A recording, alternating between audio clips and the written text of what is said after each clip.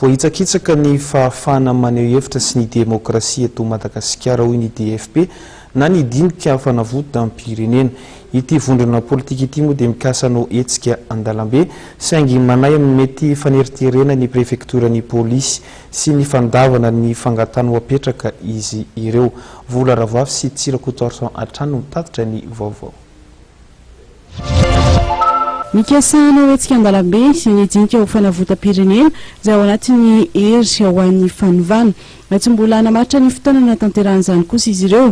Voahitsakitsaka raha ny hevitry ny DFP ny fahafahana maneho hevitra ary ny demokrasia eto amin'ny firenena. Mitondra fanahina sahady ny mety isian'ny faneriterena sy fandavana ny fangatahana apetraka izy ireo ny von'ny solon-tenam-panjakana préfecture de police ny DFP.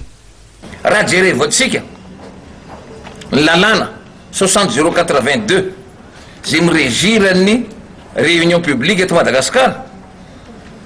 Tsara marina fa tamin'ny 1960 zany io lalàna io no nivoaka 60082 zany dia mbola izany foana ny lalàna mifehan'ny manifestation publique eto Madagasikara. Tamin'ny 1960 zany tsara marina fa mbola teo ny tandindo ny fanjanahantany. Rariny raha nisy restriction be ny liberté publique tamin'ny 1960 zany.